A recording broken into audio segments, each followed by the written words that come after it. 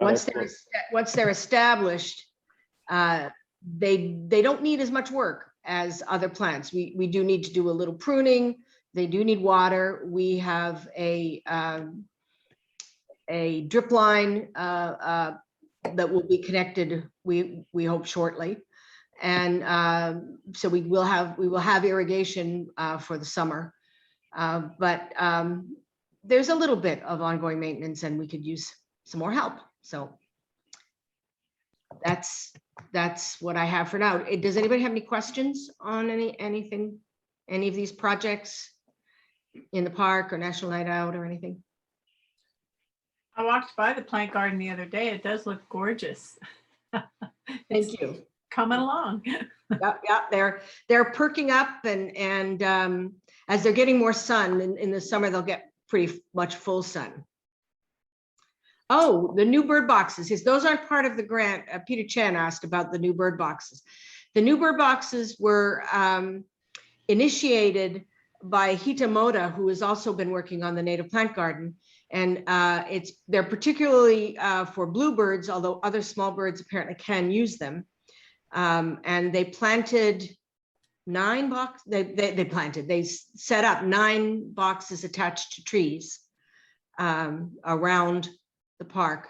And it is bluebird habitat. I've seen bluebirds in the park. I haven't seen them in the last couple of years, but I've seen them in the past, and other people have seen them as well. They like big open spaces, so the big open grassy areas with some trees for the nest boxes is excellent bluebird habitat. So we're hopeful that we will encourage the bluebirds to come. They've created a new game in the park called Find the Box, because they're hidden about 16 feet high up in the trees. Cool. You start walking around and some people can't see them, but if you look real hard, you'll see them way up there high. Maybe we can make that a game for a National Night Out. Yeah.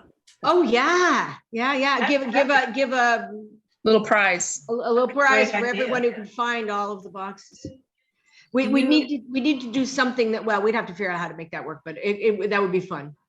Barbara? Or we could give them a map and they'd have to mark on the map where they are. Mike Van Dam had another question about are the trees going to be replaced by the same type?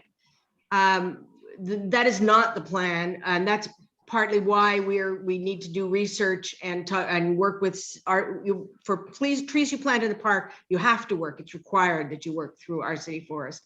But we have some influence on what choices to be made. So definitely hardiness would be great. I don't know what native trees. I've done more work on shrubs and smaller plants, perennials. I'm not a tree expert, but I have a feeling I'm going to become one this year. And we will definitely be inquiring if there are native trees that would work and would meet the park's requirements. And there are some conflicting requirements on the trees. Okay. The park is concerned about maintenance and cleanup from trees, and other people are, we'd like to plant something that becomes kind of a feature.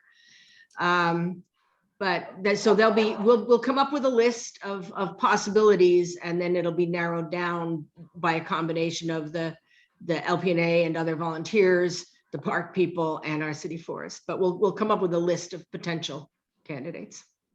Thank you. Michelle, did you raise your hand? Yeah, I just have a quick question regarding the bluebird boxes.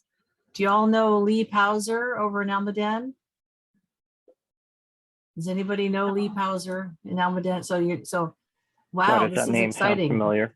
Lee Pauser has like hundreds of bird boxes from Almaden down to Calero. I'm sure he would love to meet whoever is involved with the bird boxes, just because that would be exciting. Yeah, and we were lucky that we were able to get we didn't have to pay for the boxes, that we were able to source from various. I think it may have been from Audubon, and the person who helped us put them up brought one as well. So That's great. who's involved with the bird boxes? Is it just Barbara or is there other people? Hita Moda was the person who, who's an LPNA member and a local resident, was the one who initiated. And then she worked with, I believe it was Audubon and, no, was it Audubon? No. Yes, it was Audubon. It was Audubon, okay. And another person who, I wasn't there when the boxes were put up, so I didn't get to meet him, who he helped with putting them up. And it was all done in one day. I'd love to see some Okay. owl boxes. Yes, we are working on that. The birder says that owl boxes would not work in our park because there's not enough, what do you call it? Food, Contact? food in the park. Oh, okay. And the boxes themselves are pretty inexpensive to either make or purchase, but they should be mounted on a metal pole. So I think that's the hang up that we could have. So, Well, if there isn't the appropriate Solar food lights. for owls, Right. then it's not And it's not. necessarily good owl habitat. although there was one in the tree in my backyard last night while I was trying to go to sleep. Yeah. The screech, we talked to there's a gentleman that's had 20 years experience that took us on a tour of the park and showed us where we should put our bird boxes. And he mentioned that we do have screech owls roaming around this Right. neighborhood at night. And he says even those would not do it. They work better out at the community garden areas. Right. Okay. So I'd like to talk about a couple other projects that we're doing right now is the signposts and the paseos. Are you finished, Barbara? Yes, I'm done. Go ahead. Thank you very much. And thank you for getting that native plant garden going. It's really had a lot of interest as I'm over there and people looking at it. Yeah. In 2017, we put signposts up at the end of each court along Paseo number 1. That's the one from Avenida Rotella over to the tennis courts, as done with the help of a Boy Scout. Well, we're starting to do the same thing now in Paseo number 2, which is between Avenida España, the Martin Murphy School, and the Tulare Hill. So the brackets are in the ground. The city has already put the brackets in the ground. I've got the posts at my house, and I'm going to get ready to take them over to Santa Clara High School and engrave the names in it and get a little help and some volunteer help to finish those off, probably the first week of April. So along Paseo number 1, we will also have signposts telling you what court you're in. It's been very helpful. I think get very positive comments on the ones over in Paseo number 1. Yes. And the other thing, Barbara, we met with the park supervisor. We're in pretty good relationship with the park supervisor over here. We talked about the gopher problem, the ground squirrel problem that's causing some pretty serious damage again. So we'll be working with him to try to fix that up. And another project we're planning is the restroom building. A long time ago, had some help from the Bernal Church to get it painted. We're going to revive that again as with another project. So we'll be having quite a few projects coming down the road here for this year. Keep that restroom building perked up, looking nice. Another thing that we did is we put a bulletin board on the side of the restroom building with the help of a Boy Scout. That's there now, and Karen has been posting a couple things in there. So we now have a bulletin board in our park, sponsored by LPNA. Oh, Michelle, something that occurs to me is that if there's a news, a District 10 newsletter or some appropriate thing with information of relevance to the neighborhood, that's something that could be posted in that box as well. Okay. Hey, what about a mural? Is there room for a little mural on that? That would be kind of fun. Sponsor a mural? I've seen some that were not huge murals, but went like one park I think has one where it's like a vine winds around the bottom and the sides of the building. So it's like a like a freeze. Oh, that's interesting. I've talked to Mary Patterson about putting a mural on the side of that big gym building, maybe even the lower section. And it's starting to get a little interest in that. We'd have to find somebody that could do it pro bono because murals are quite expensive to get a good artist. Yeah, but there's a lot of local artists that want the exposure and, yeah, that would be fun. I love murals. So the people that run this meeting could start thinking of some ideas for a mural on that wall that looks right out into the parking area. Another thing going on that I've been requested, and probably you've heard it before, is some way to fence off a dog area where people can take their dogs out there. Making a dog park is way expensive, but some people are saying, why can't we just fence off an area and make it a natural dog park? That way you don't have the smell problem with the urination and things of that nature. So there's some issues with that too. Understand that you just can't put them in there because water, drainage and all that. So yeah, that's a whole new issue. Yeah. I think during the participatory budget, we talked about a dog park and we found out they were super expensive. And then we found out why. And it's all about, like Herb said, the drainage. And it's not like just clearing land. They have to different layers of rocks and base and stuff. So it's just a little more difficult. The new idea is make it a natural dog park where it's still got the grass out there and make it big enough so that it doesn't get, ugly looking. But that's just an idea. Probably won't fly, but yeah, I don't think the city would allow it is the problem. That's the problem. I mean, they're run down there anyway now. They have a bunch of dogs that are running over there now. So you leave them alone somewhat. The numbers I got were over $100,000 to put one in. So I thought it was several $100,000. It could be more. Yeah, depending on the size of it, we'll go from there. Okay. Also on the just on the post, Greg, in phase 1, we're talking about repainting the letters in there because they're getting. So during that's one thing that we'd like to do is clean those posts up. Oh yeah. Okay, that'll be part of the Paseo signpost project. Perfect. Right. All right, I think that's some of the major projects we're working on in the park and various places. We have an update. The next item on our agenda is the Residence Inn on San Ignacio, which was by Home Key, was scheduled to be turned into a kitchenettes.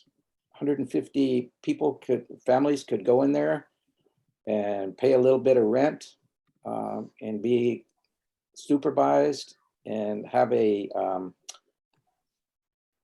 supervisor at the place and so forth, as part of trying to prevent unhoused people and people who have got themselves in a little bit of trouble because of the economy and so forth. So maybe Karen could give an input on that. We had a discussion with the people about that. Karen? Sorry, I forgot to unmute. Okay, so we had a couple discussions, one with Life Moves, and they are the, wait, no, I'm sorry, wrong, apologize, that's a different project for mine. Residence Inn. So what we found out about Residence Inn is that there's a little glitch in the process, and we're not sure all the details, something about financing and refinancing in order to sell corporations as part of the ownership. It's a little technical, but the problem, it's created a hold. The project's on hold. It was never actually officially funded. A grant was put in for the project Home Keys. It's my understanding that I'm not sure if San Jose got any of the funding for the Home Key projects. Michelle may be able to correct me on that, but one of the Residence Inn is on hold officially. We received a notice, and we're not exactly sure of all the details. It does have something to do with financing and ownership, legalese and stuff like that. So we don't know when it will go forward or if it will go forward at this point. Michelle, would you have any other information on, would you be able to clarify if you are aware of any of the home keys that are going No. forward? I know there's a hotel, one hotel is going forward, but I think that might be it. I am not. I don't know. Okay. We can ask Matthew if he is, because that's more of his policy area. Okay, I know about some of the things like the VTA I'm aware of, but the residence inn I haven't learned about yet. I was surprised, kind of surprised and kind of not. My understanding is that not a lot of the San Jose ventures were picked. And I think it's just because of the high cost of creating, building here. And so from the state's perspective, they see other places as more economically a better fit for, bigger bang for their money. So Makes sense. that's one of the reasons why most of the projects here were not picked. I think there's maybe one or two that were. Karen, let me interject something real quick. Wang Yuan, who is from Office of Senator Dave Cortese, has been with us, and he's telling me that he has to leave right now. So thank you for joining up, and we'll get you an update later, Wang. Thank you very much. Thank you. Thanks, Karen. Thank you. Yeah, thank you. Then I think the next thing on the agenda is the emergency interim housing situation. The two emergency EIH housing projects. One is at Burnell and Monterey, and that's 80 units, and then or serves up to 80 people. And then the other one down the street at Rue Ferrari, which is off of Silicon Valley Boulevard, where Burnell turns into Silicon Valley Boulevard. It's on the other side of the freeway. It's 120, serves 120. We got an update from Home First, Andrea Urton, and they run both of the facilities. She said they're both doing very well. I think she said there's been 25 people that have been able to transition to permanent housing. At this point, it is still a more COVID relief kind of scenario. So the people that are in there were placed in there because of their vulnerability to COVID, and that has not transitioned. So at some point it will transition to more bridge housing, which will be a little bit broader clientele. Right now it's still EIH, which is emergency interim housing. They have transitioned 25. Correct me. It was 25 altogether at both places, or was it 25 at one or the other? It was Remember? 25 at both places. Okay, so 25 at both places. But they've been quiet from what I've heard. I think they've been able to maintain them well. They seem very neat and quiet whenever I go by. And she said there haven't been any major incidences there that have been reported by any of the residents. And they also kind of keep an eye on the nearby encampments that are, there's 2 encampments that are close by that they make sure that they don't get involved with that situation. Yeah, there is a large encampment across the street behind Great Oaks Water District office, and they do outreach periodically to that camp. But at this point, until San Jose policies change about how they kind of go with encampments, it's kind of there for now. Karen and I are on an advisory committee for these 2 sites. So we'll get you an update at the next meeting also. Yeah, we have quarterly meetings with the advisory group. They basically we're not advising them really on much at this point. I mean, there is a plan at some point that there will be more interaction potentially with the community where people can go and volunteer and maybe do different things if they're inclined to interact with those people that live there and just those facilities in general. But because of COVID, they're still they don't really allow visitors and just outside people a lot. So, maybe in the future, they'll be opening that up. All right. Thank you, Karen. Mm-hmm. And I don't know that if there's any questions on it. I'd like to move over to the next subject is a CERT presentation. Are there any other questions on the emergency interim housing and residence in at this time that we can answer, or at a later date, Karen and I can answer?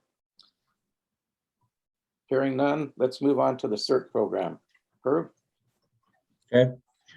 Just to follow up on that, I don't think there's been hardly any calls of service from the police department to those two areas. So it's a positive thing for us that, you know, that they're pretty much controlled by themselves and secure. Okay, CERT. CERT's the Community Emergency Response Team. In San Jose, we've been trying to get it going.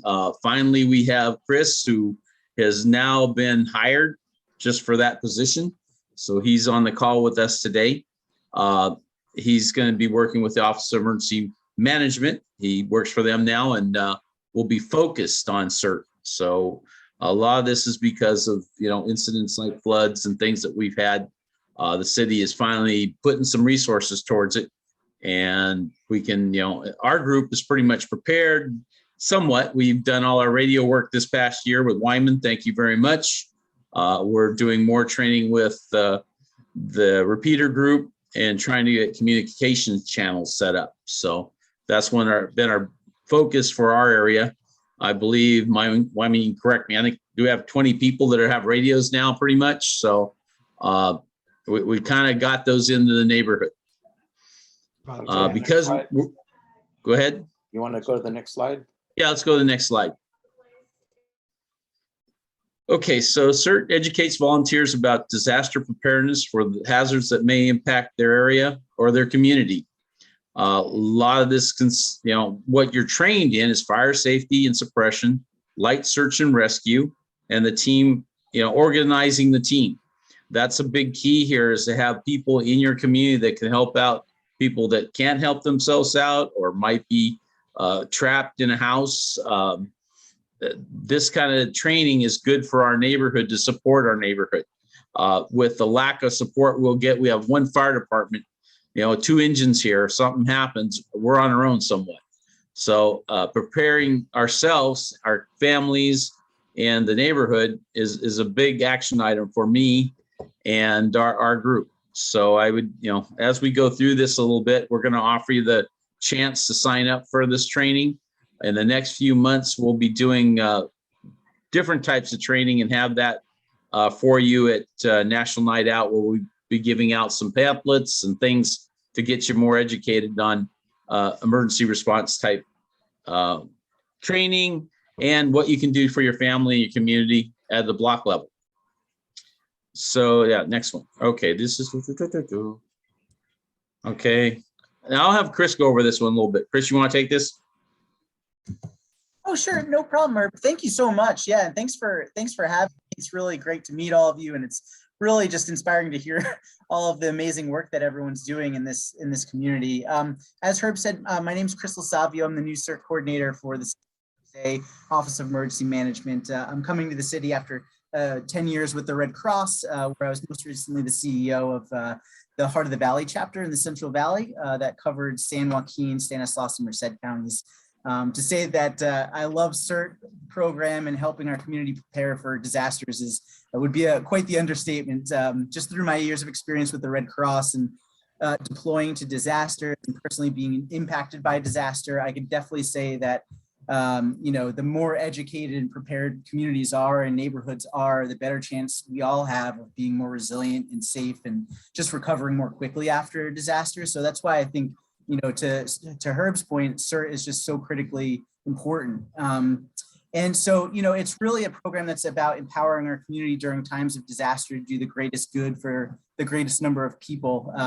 Our motto is neighbors helping neighbors like yourselves. So the first step on this slide to becoming a CERT volunteer is to reach out to me and sign up to take a free 20-hour basic training course. We're currently offering this course via Zoom. And then it finishes up with an in-person class. So right now we're working to provide one training per month And we've been doing it in each district with a focus on vulnerable communities. We're still very much in the building and growing this program, as Herb mentioned, and working to scale up and offering these trainings to support the growing demand. But the only chance of this program being successful is the support through this entire community and everyone being aware of this program. Just shout out to Herb for having me. I really appreciate it. He's an inspiring man and doing a lot of really great work in the community, and Michelle as well. And I know that, I look forward to working alongside all of you guys. If you do have specific questions about training, it is all free to, as it says, to residents and individuals. And we just want to get as many people trained up, even if you don't want to engage and do an event with us. It's more about, making sure that you and your family are and educated and able to support each other and your neighbors. So that's all I got here. But if there's any questions, please let me know, or you can feel free to email. It's in the chat, or give me a call anytime. I'm happy to chat through and and answer any questions you might have. But thank you again for having me. Okay, what we got? Thank you, Chris. Thank you for coming tonight. Appreciate your help. Oh, you bet. Thanks for having me. And if you're interested in being part of Los Paseos, radios and things like that, let me know too. And we'll get you set up and talk to you about that, just to get the communications out for our neighborhood. I'd like to thank Wyman, who's at this meeting tonight, for all the work he's done and doing our little tests around the neighborhood with the walkie-talkies that we purchased already, handheld radios. We've done some tests within the last 6 months and shown that we can reach almost every area and corner of our neighborhood with 6 walkie-talkies placed out at various places. So thank you, Herb and Wyman, for getting that going for this neighborhood. Okay. Is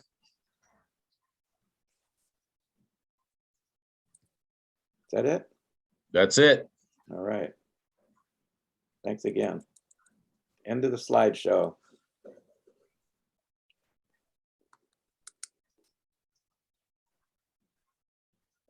Are we going to transition to introducing district and staff? Is that next on the agenda? Yes, ma'am. I don't see Matt here yet. Michelle, since No, you're kind of our point person, do you want to kind of I'd start like and introduce the folks on here that are in your staff? Thank you. I would like to start with Sophia Liu because she needs to go to another meeting. So I'd like to introduce Sophia Liu. Thanks, Hi, Michelle. Sophia. Hi, everyone. Thanks. Sophia. Hi, thanks for having us. I'm Sophia. I work on policy and community relations in the office. We have a fantastic team, and we're really excited to be working with everyone in the neighborhood association. So great to be here today, and looking forward to chatting and getting to know you all better in the coming days, weeks, months, and years. Thank you. And again, what do you do at the office? I work on policy and community relations.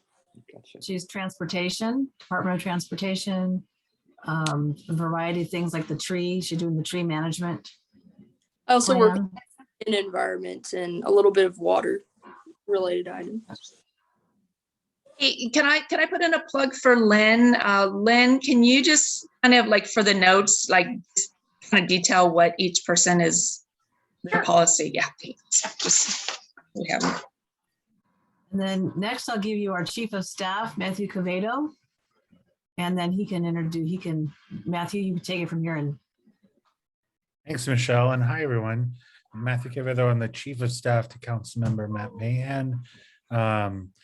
Glad to be here. I've been, let's see here, the president of 2 other neighborhood associations, the VEP Community Association, which is the former northern part of the District 10 area. And then the former president of the San Jose Downtown Residents Association. So I'm a big fan of neighborhood associations, all the great work you all do together. And I bow to all the time you give up of your free time, because I know that is quite a struggle. So really appreciate you all coming together and doing this voluntarily and discussing important items, whether it's city, state, or other issues that are coming down to the neighborhood. So I don't know if there's a chat. There is. I'm gonna drop my email address and cell phone number. If any of you would like to reach out to me, please do so.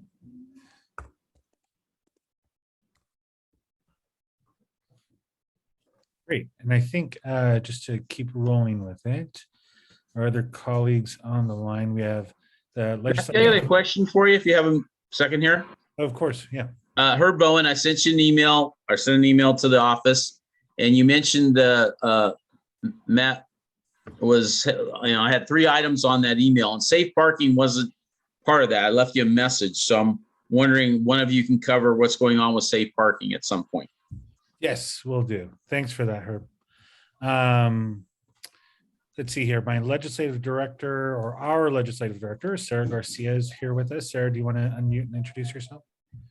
Hello, everyone. As Matt said, my name is Sarah Garcia. I'm the legislative director for Council Member Matt Mahan, and it's great to meet you all. I'm very excited about the work that we're going to do together. So thank you for your time today. Cool. And then also with us is our communications director, Julia Baum. Julia, can you unmute yourself? Certainly. Hi, everybody. You may know my name and byline from a newspaper called the Almaden Resident. I'm not sure if you're still getting it in your driveway. But yeah, happy to be on board with the District 10 team. I just started about a month ago. Yeah, it's great to be back in San Jose working with all the people and the community and the issues that we all know and care about. So thank you. Yeah, Max Weber famously said that journalists do very well in government work. So that's why Julia Baum is a great asset to our team. And then Julia Sada, one of the most important players of the team. She helps us manage the council member schedule and helps us kind of focus on everything that's incoming into the office. I don't know if you know, but last year we received over 9,000 constituent emails on everything from parking to homelessness to dogs. But Julia helps with all of those emails that are coming into us daily and helps us separate and organize our lives. So Julia Asada, please take it away. Hi, Los Paseos neighborhood. It's nice to be hosted by you tonight. Thank you for inviting us. I'm very happy to be here. And I think Matthew kind of overdid my role. I didn't handle all 9,000 emails. I joined the team in December, and I do handle a lot of email and calendaring for the council member. And I assist with, some of the ticketing to help with issues. But my main role is scheduling. And so it's a pleasure to meet you all tonight, and thank you for having us. And Julia has been helping out definitely on that. My hair's thinning from those 9,000 emails. So I was there last year, but thank you, Julia, so much for introducing yourself. And Julia is not too far away. She's also a neighbor in the area. So, so great. So thanks so much, everyone, for being so welcoming and having us join you this evening. I know the council member is currently at an event with his wife, who's the president and CEO of the Cristo Rey School near downtown San Jose. So he'll be joining us in just a minute. Herb, I know you had a question.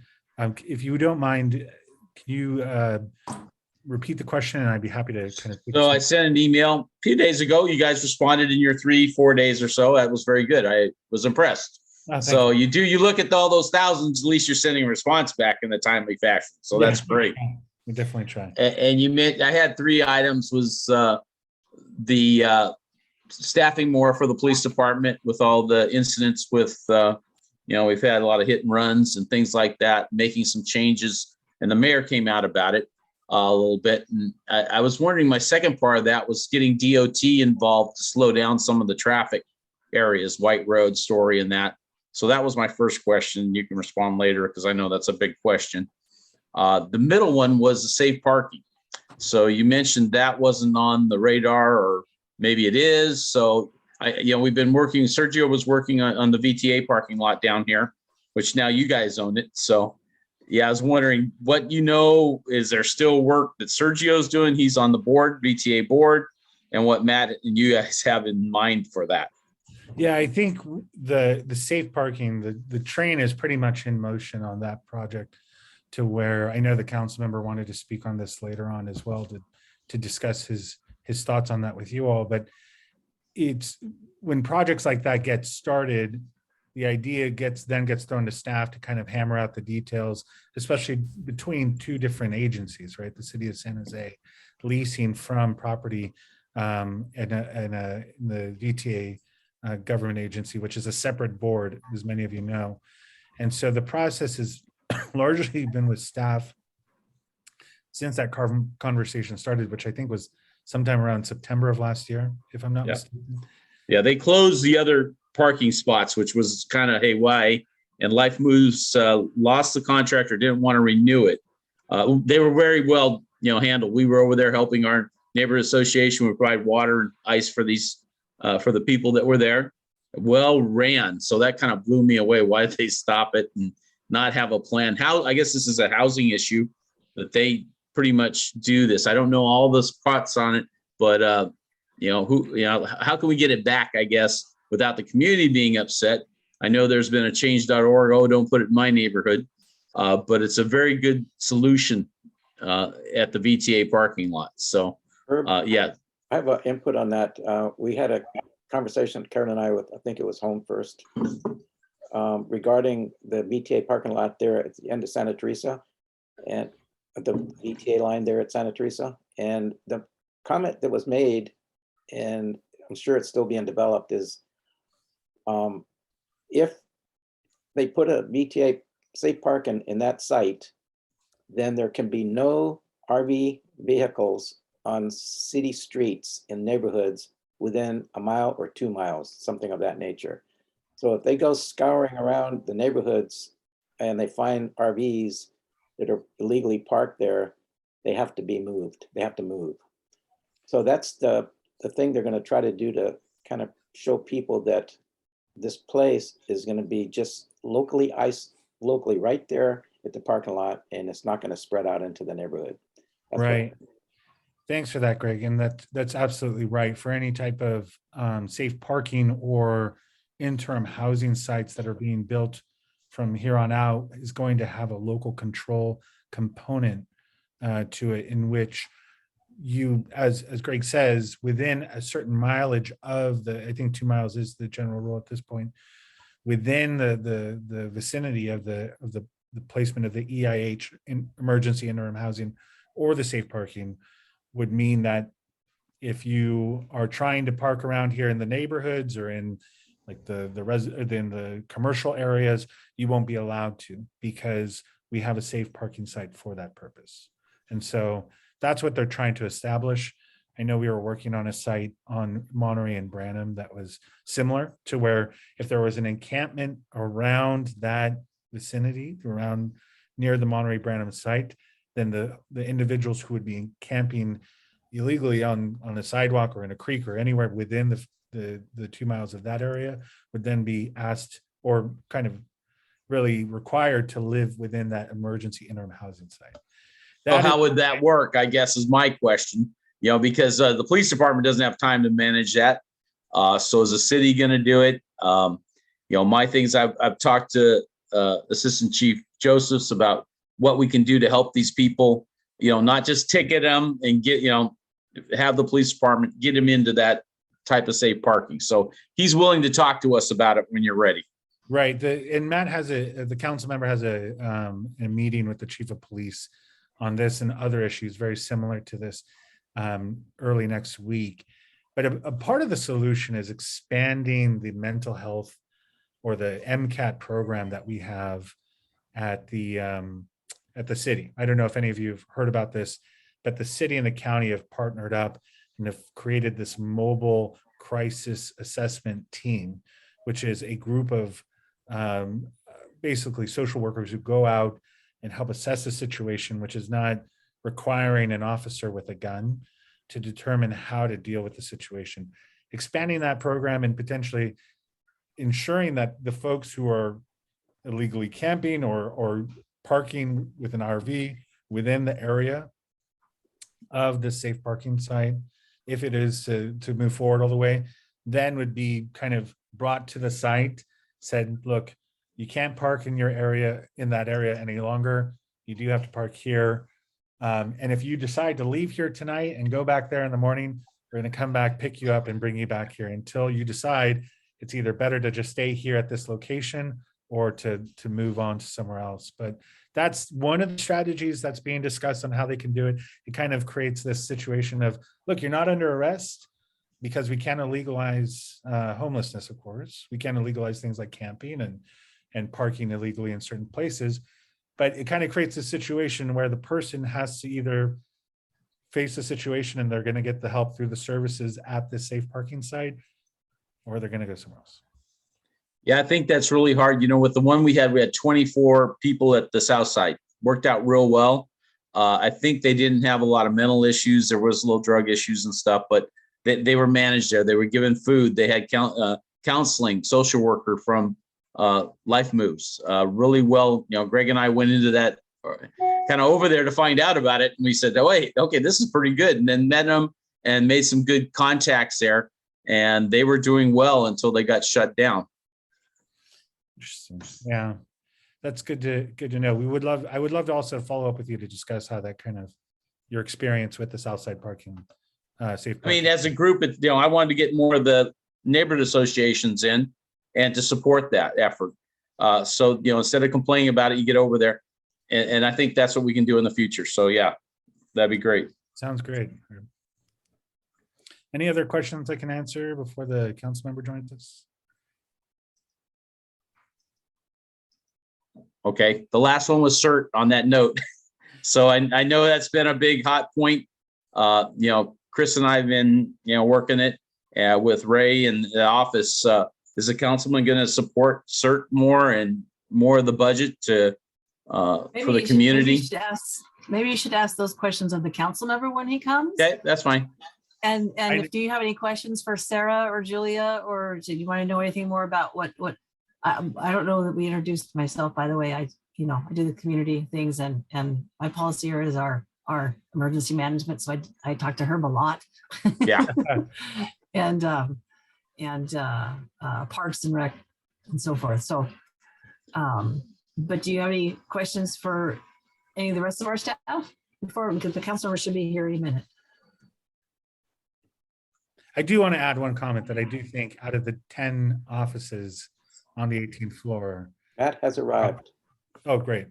Saved by the bell. No, but I think our team is really, with Michelle's great work in it, I think we've dedicated a lot of resources into helping support CERT. And thank you, Michelle, again, for your years of working on that.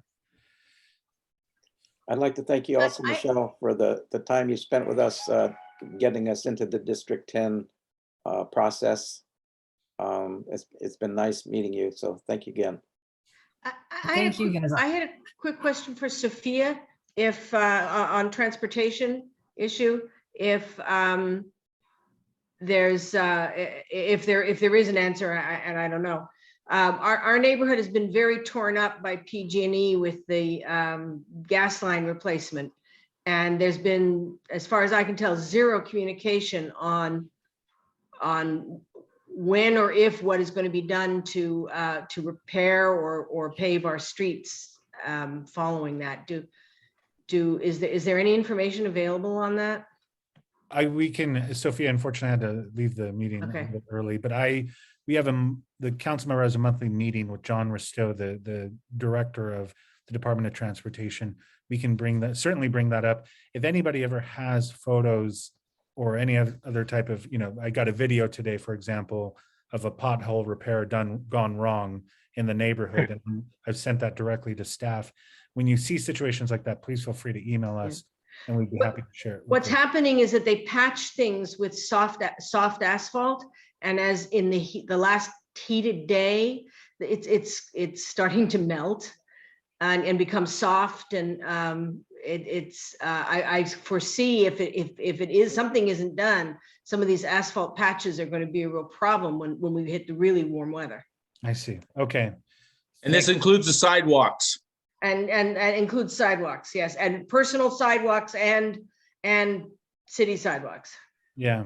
Barbara, if you have a location for that as well on certain spots I can point to directly, I'd be happy to follow up with you. And It's the whole neighborhood, Matt. Oh, yeah, I'll send you my driveway. Please It's do. all of Los Paseos. Yeah, it's the All of those entire, details.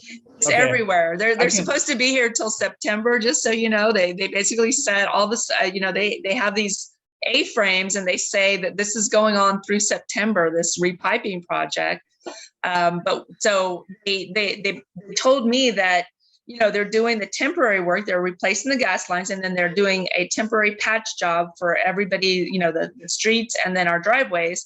And then at the end, they're going to have a contractor come out and do all the paving. So I'm honestly estimating that might actually be September, but I'm thinking also at the same time, like in my driveway, it's down that far. There's one, because it's just soft, whatever that stuff that they use. Asphalt. So asphalt. So I'm like, man, if they're not doing this till September, I could see a lot of problems. Maybe District 10 can give us an update. I was told by a supervisor out in the street there that the streets are all going to be repaved in the residential neighborhoods by September. So I think the piping will be done before September and the streets may be paved by September. But I do Yeah, have that's, but we've got the summer to get through with this soft asphalt that's really right. problematic. It's so soft that if you step on it on a hot day, your foot sinks into it. Right.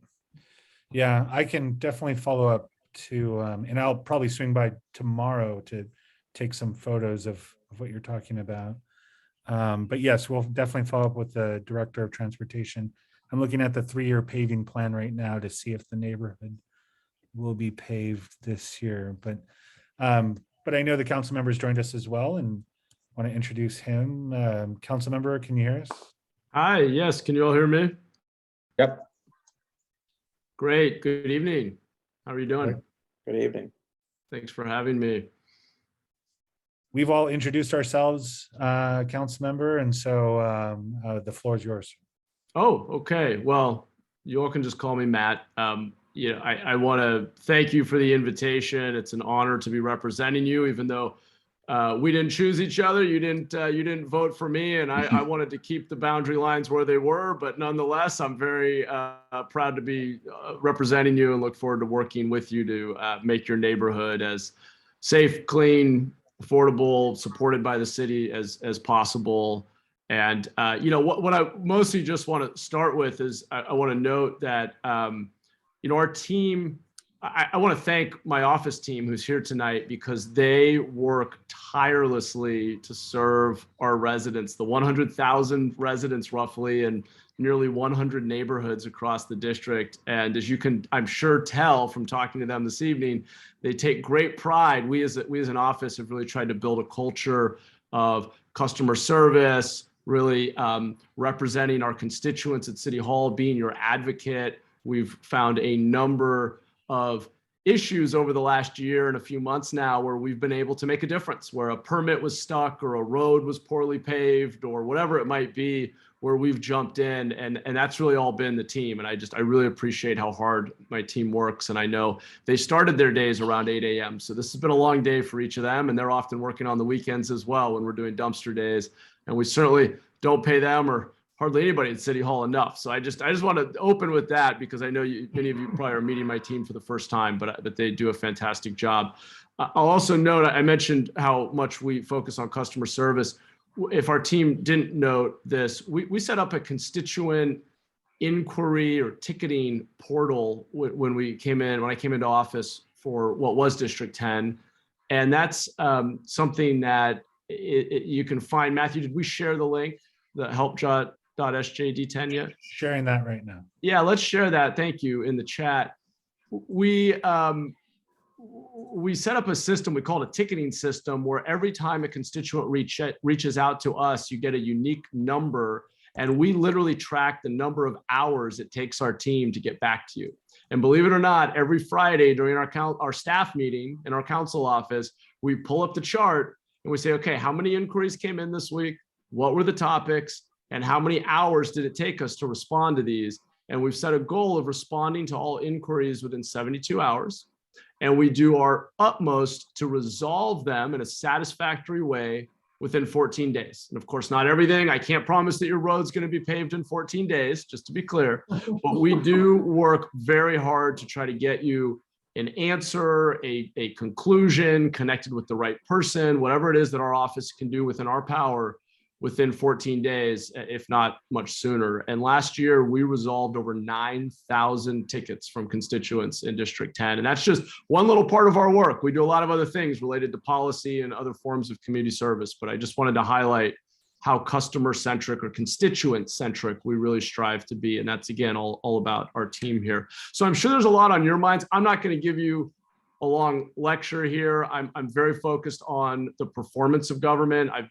I ran a couple of small software companies, and it was the way we survived was being focused on the people who used our tools and trying to figure out how to make them better and measuring everything we did, setting clear goals, empowering our team of wonderful designers and engineers to build great products.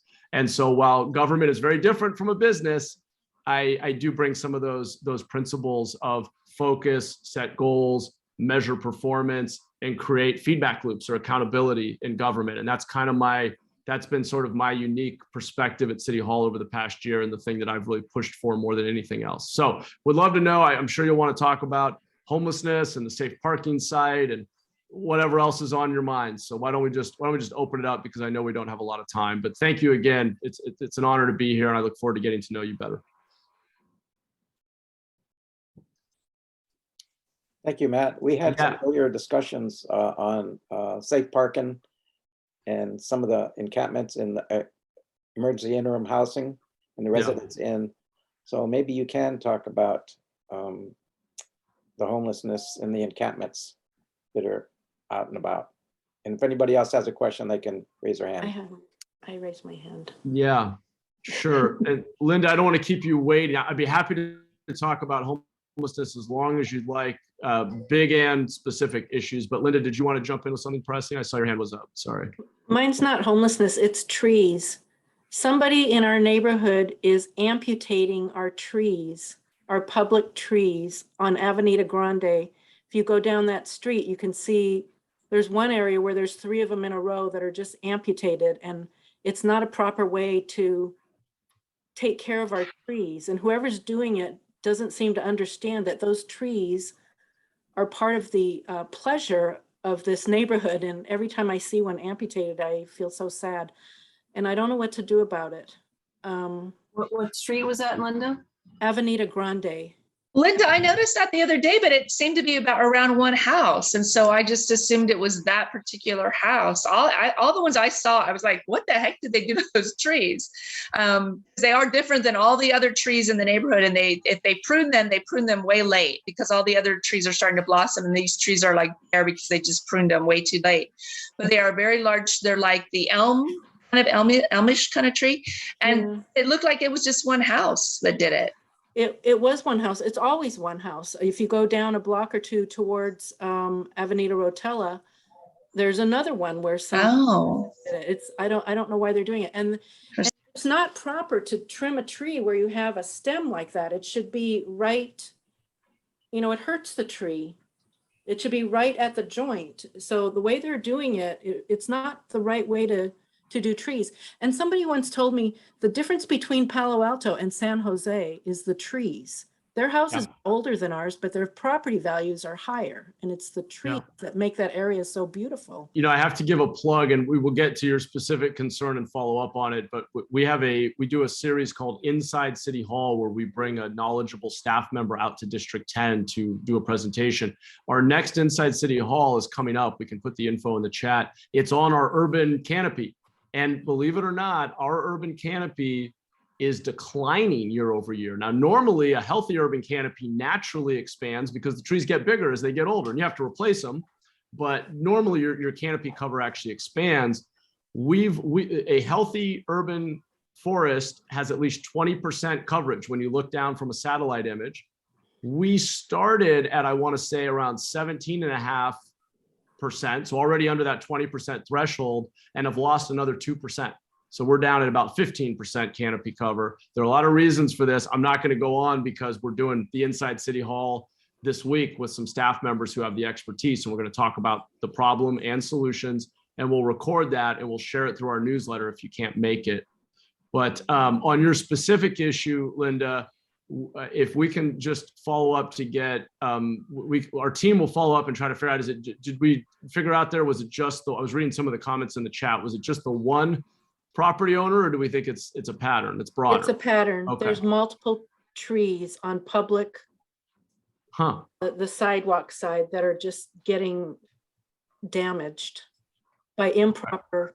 Okay. And Matt, Michelle, did you say? I think part of the problem is that often there's a discrepancy between that it's like there's been a historic thing where the city says, well, we planted the trees, we technically own the trees, but your homeowner are responsible for keeping the trees. And so people have those trees around them, their house, and they do whatever they want. I'm sure this person didn't do it maliciously. I really think they thought they were doing what they were supposed to do. The one I saw, it was like, yeah, it was weird. I was like, what the heck did they do to those trees?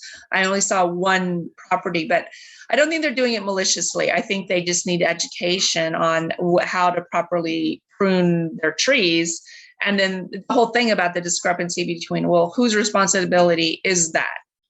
And that is part of the conversation we're going to have at the Inside City Hall session, is that unlike cities that have a larger tax base and have more resources, we have put the burden back on homeowners, which is really a shame. It disincentivizes people from planting trees. They're often not properly maintained, and it puts a lot of cost on homeowners rather than sort of distributing it for the benefit of the whole community. So yeah, there's a lot to that. You're absolutely right.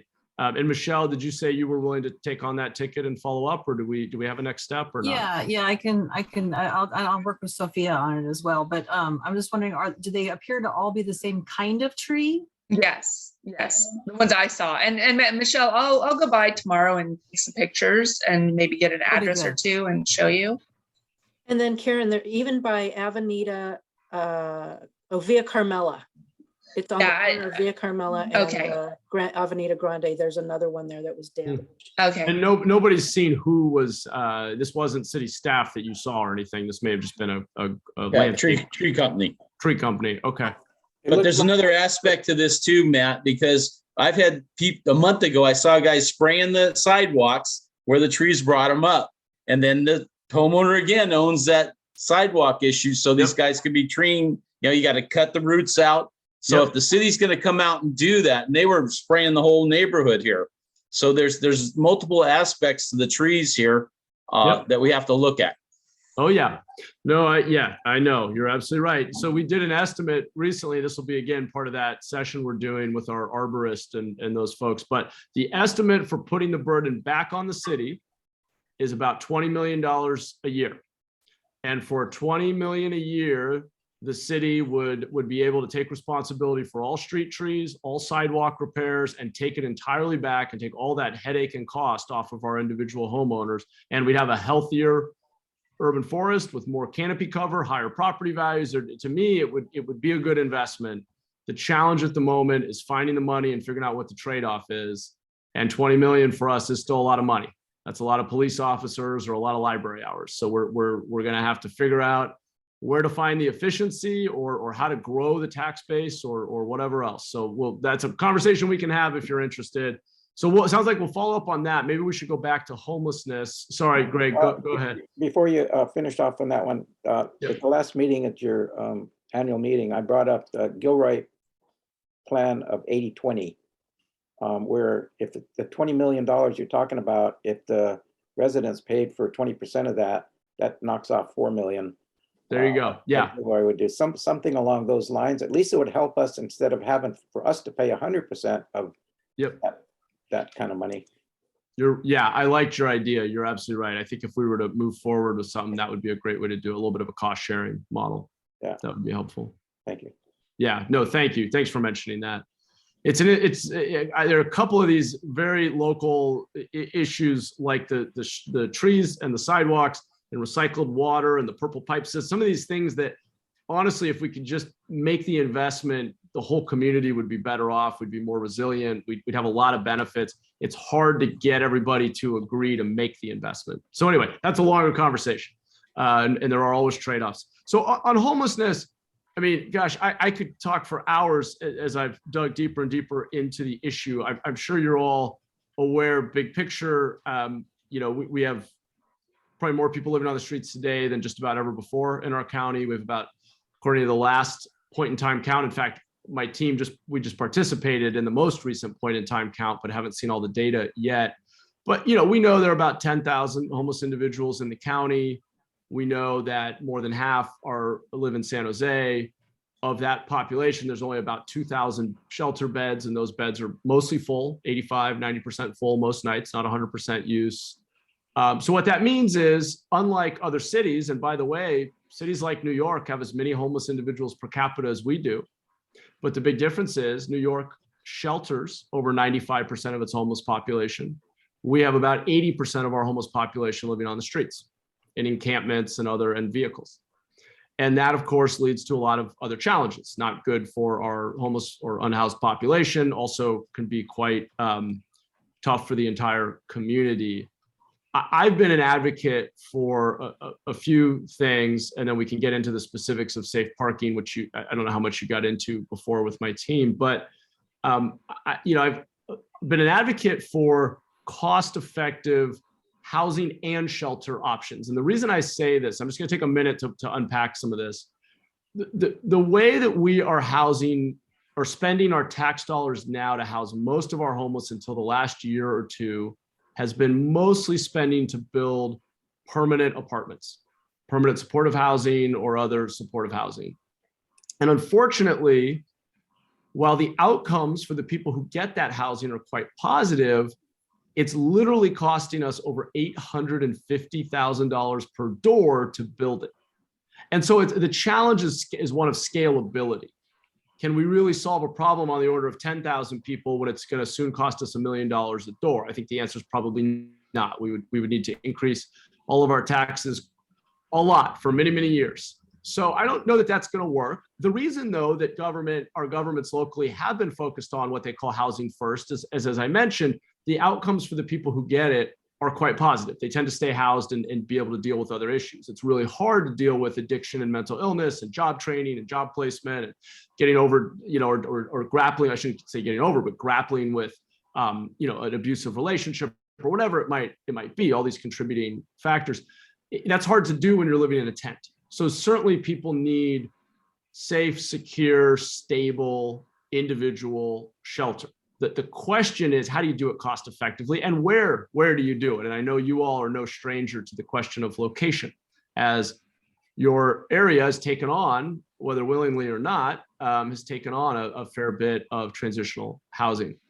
I have been an advocate for doing transitional sites. I wrote a memo last year arguing that the right way to do it is to plan to do it in an equitably distributed way, meaning that each of the 10 districts ought to take on at least one site, or at least let's start with the districts that don't have any sites yet and add a site until they all get to at least one or two, kind of evenly. But also we need to push for San Jose being treated fairly, because a lot of city services, a lot of county services, a lot of supportive services are centered in San Jose, and we do have a hugely disproportionate share of the homeless population. So I've also advocated that we should want our Board of Supervisors to be pushing other cities to do their fair share on transitional housing, supportive housing, treatment centers, and all the rest. So part of it is getting people safe individual shelter and or housing, and how do we do it cost effectively, and where do we do it? That's a whole category of question here. And part of the solution could be, we could talk about sanctioned encampments, safe parking we'll talk about, transitional housing, permanent supportive, and ideally, how do you graduate people into self-sufficiency so that they're able to have their own place and pay the rent or buy something one day? So that's the housing shelter piece. There's also, we know, and I want to be careful here because I don't ever want to leave the impression, I don't want to paint with a broad brushstroke. Sometimes people think, oh, well, everybody's homeless is addicted or mentally ill, and that's not true. But we do know that for a significant portion of our homeless population, and whether it was a contributor to becoming homeless or a reason that people are staying homeless, addiction, mental illness, other behavioral health issues are significant. In fact, HUD independently, Housing and Urban Development Department, the federal department, estimates that our county has over 2,500 people with severe mental illness on our streets. So this is significant. When we do the point in time count, our homeless population self-reports having challenges with addiction and mental illness. So I've also been advocating, and this is a challenge because local government's very decentralized. You've got the school districts, the water board, the city, the county. We all kind of have a piece to play in this, but we all have our own governance structure and our own revenue streams and our own jurisdiction. I've really pushed for city and county to partner on treatment facilities, treatment centers, both short-term, so a short-term detox center, but also longer-term facilities for both addiction and mental illness, which probably need to be handled differently. Also been a big advocate for helping people reintegrate in society through work. So expanding San Jose Bridge, which employs homeless individuals in our community to clean up the city, giving people jobs, pay, predictability, structure, and trying to help them get to housing that's more permanent while building job skills and a resume and getting into that habit and having a pathway back to regular work for those who can. So that's another piece of this. And so there's so many components. And again, I don't mean to give you a long lecture. I'm just touching on some of the pieces. And if you're all just mostly interested in just talking about the VTA lot, that's where we can go next. But I just want to lay out for you, we're spending a lot of time digging into the issue. It is complicated. I don't think there's any silver bullet, because if there was, there are a lot of smart people who have been working on this for a long time who would have gotten there. But I think we need to get the shelter piece to be more cost effective. It's got to be more equitably distributed. It's got to be scaled up. And we've got to save more of the dollars for the services that actually work to get people back to self-sufficiency when possible, which isn't possible for everyone. Because today, believe it or not, I'll leave you with this stat that's startling. It's costing our public systems about $50,000 per year per person on our streets, managing the symptoms of homelessness, not enabling and empowering people, not making our community significantly better, really just police and fire response, trash pickup, emergency room visits, just dealing with kind of, generally speaking, the symptoms of having 6,000, 7,000 people living on our streets versus getting them into the shelter and services, which actually at the end of the day would probably cost us a little less per year, believe it or not. So I'll leave you with that. Tell me where you want to take the conversation, because I don't want to lecture at you. We have a couple of people with their hands raised. Sure. I think Karen. I'm not sure who the other person is, but Karen, you're muted. Unmute yourself. Sorry. Yeah, I was just curious what your thoughts are about Laura's Law. So I was a supporter. I am a supporter. And maybe we should tell folks what Laura's Law is first. And I do have a couple of personal anecdotes I'm happy to share. But Laura's Law, and there are different versions of this law in other states, but it allows a judge to court order someone to get outpatient treatment, so essentially counseling, when they have been repeatedly having run-ins with the law, are homeless, but actually don't have to be homeless, but are the specific case that often was talked about was if they're homeless, have repeated runs with the law, but actually anyone having repeated run-ins with the law, whether or not they're homeless, where the basically assumed to have a mental health challenge, and as a alternative to trying to keep them from ending up in our jail system, which has become our largest provider of mental health care in the county, being able to court order them into outpatient treatment for some period of time, which is basically something like a weekly counseling session. I kind of view it as the tip of the iceberg. I mean, I don't know where you want me to go with this, but I'll just quickly share a very quick anecdote. When I was in college, my best friend in college discovered that he has bipolar disorder through no fault of his. He didn't do anything wrong. He wasn't doing drugs, whatever. He's got bipolar disorder. And he came to me, and I didn't know what was going on. And I took him to the University Health Service. And they said, well, we think you're having a manic episode, but we're not the experts. They referred us down the road to a mental health hospital, because in Massachusetts, they still have those. As you all may remember, we basically defunded most of ours. So I went with him. I got to see the whole thing. I mean, I spent 3 weeks with him basically every day at this hospital. And they said, yeah, we're pretty sure you have bipolar disorder. They didn't want him, he didn't want to stay, but they were able to use a conservatorship-like law with his parents' permission. They were able to hold him, and they held him for 3 weeks, and he got counseling. They built trust with him. They got him to agree to accept medication. And, it was a hard road. Thank goodness we were in Massachusetts, where they have all these services, because over the next few years, he was inpatient 3 times, and each time about 3 weeks. And they had to fine tune his medication and all of that. Since then, another 10 years since then, he's not been back inpatient once. He's stayed on his medication. He's married, has a kid, has a job. He's got a great quality of life. He's still one of my very best friends. We talk all the time, and he's got a great life. And I really worry that in our county, he very likely might have ended up on the streets with that condition. And so I just, Laura's Laws is one tool. Most counties in California that have implemented it have done so in a pretty narrow or strict way. They've only typically helped a few dozen people a year. And I think we need different solutions. Some people being mandated by a judge to get counseling is good. Some people need an inpatient stay for a shorter period of time, 5 days. Some people need an inpatient stay for 30 days. And yes, there will be some people who need really long-term. Maybe, when I was spending so much time in this mental health hospital with my friend, there were the folks who had been there for years, and they had really severe conditions, very small percentage of people. So I'm a big advocate for more treatment, inpatient, different solutions for different people depending on their needs. But I just really reject the idea that somehow it's protecting someone's civil liberties, which are somehow more important than their care, to let them talk to themselves or lose their lives over addiction living in a tent down by the creek. I just think the pendulum has gone too far in California, frankly. Thank you. Yeah. Yeah, Herb, go ahead, jump in. All right, so yeah, something happened to me. I called Greg on it 3 weeks ago. We had at our Taco Bell 2 individuals homeless, sleeping in the parking spots. Who do I call? Police department won't take care of it. These poor people had no shoes, and they're sleeping in a parking spot.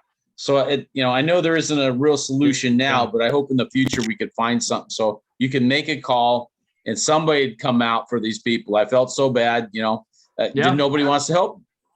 Yeah. And to me, the tragedy here, just to give you some rough math, and I don't want to pretend these things are easy, because they're not. And it's hard to get stuff done in government. But when I do the back of the envelope math, if you do those prefabricated modular units, they come off an assembly line at about $30,000 a piece.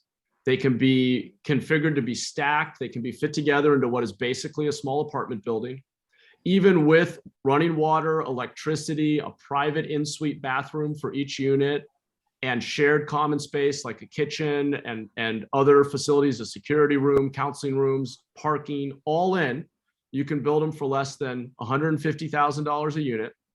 And if you took that solution plus about 50 acres of public land spread across the county for the cost of what we just spent on Measure A, which was about $1 billion, you could build enough of those units to pretty much give everybody in our county who doesn't have a place to go a private, safe, secure location of their own room with a place to store their belongings and a private bathroom, and basically end street homelessness as we know it today. Now, it's not that simple.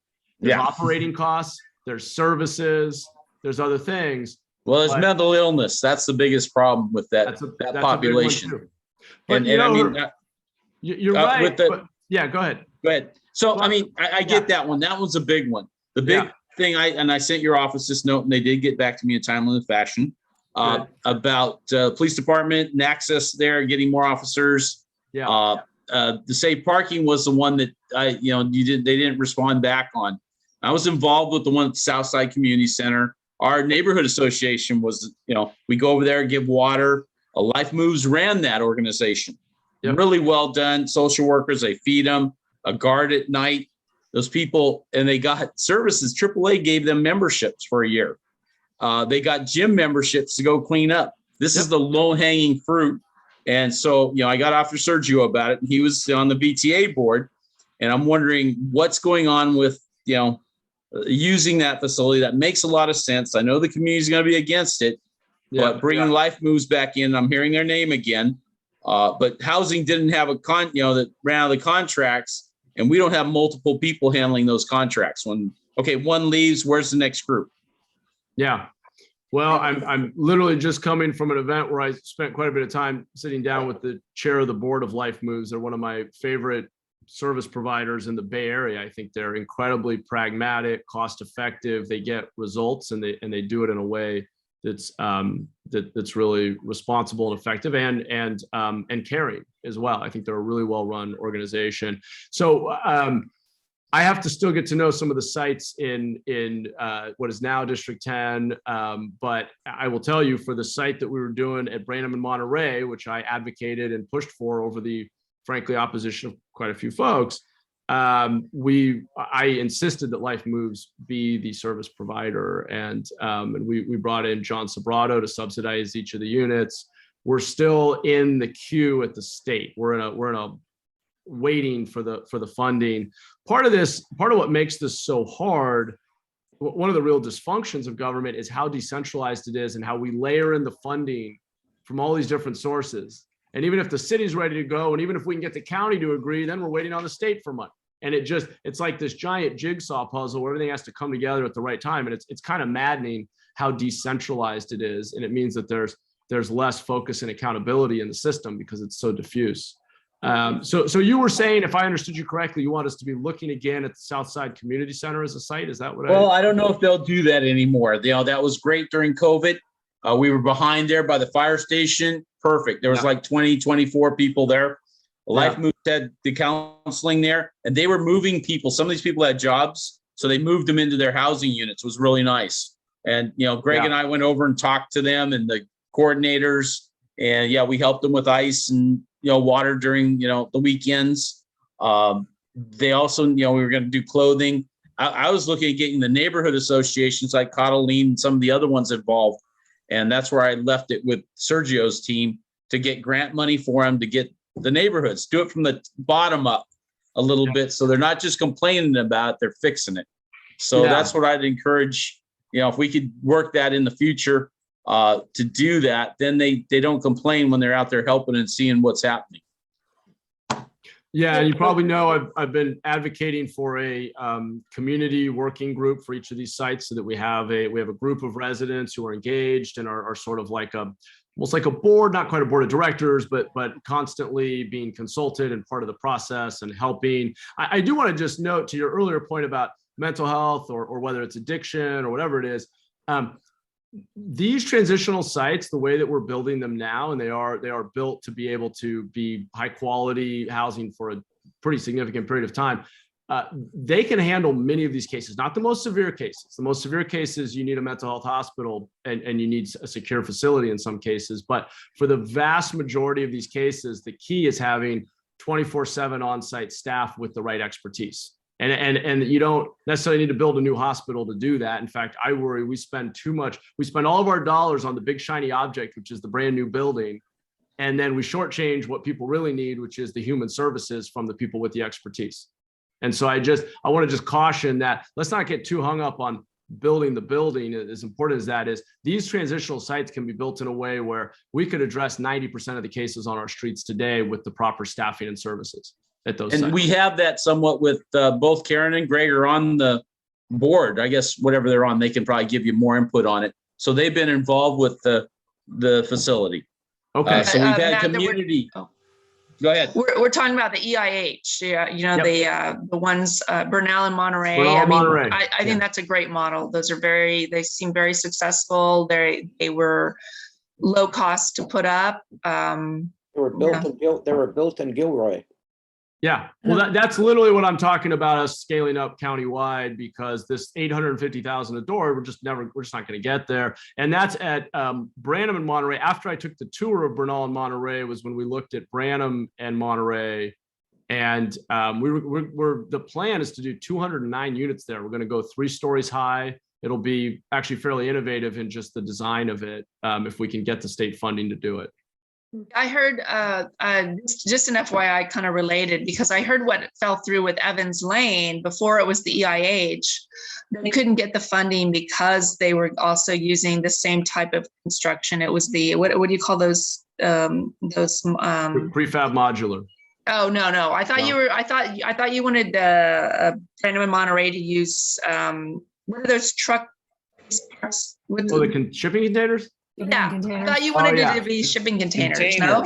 Well, you could do that, but really, in that can be slightly more cost effective. But then they're not insulated. The prefab modular units, what you all, something like what you have at Branham and Monterey. There's a company called Factory OS that's actually literally building these for even market rate apartments now, and the efficiency is that there's no inefficiency of bringing materials, moving people in and outside of the work site. They can run a factory 24/7 and just spit out these little Lego modules that are a 400 or 1,200 square foot room that's wood frame. It's like building a wood frame house, but Roblox.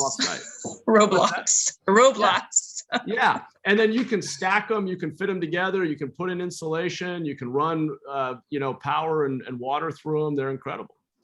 All right. Thank you. I have a question. Sure. Yeah, Linda about has a question. homelessness. Is there, what does a homeless person have to qualify to get into one of those houses? Actually, I have 3 questions. To get into one of those temporary housing units, like the one on Bernal and Monterey, and how long do they get to stay there? And is there has anyone, or is there any group or in the county that's kind of triaging the people, because the reasons for homelessness, they're varied. So are they kind of put on a path by individual to get off? Yeah, well, because not all of them want to. Yeah, and there are a lot of and you have to individualize the program really. So to answer your question very specifically, there is an entity that sits between the city and the county that's called the COC, the Continuum of Care. And it has representatives from the city and the county. And this is its own, almost, I don't want to quite call it a jurisdiction, but it's its own quasi-governmental body that actually manages the system for coordinated intake. And they have a scoring system, and they have a sophisticated, research vetted, best practice vetted. This is how we score and understand what people need, who's ready to go to which kind of site. And it's a centralized place for intake and then helping assign people out. So we do have that system.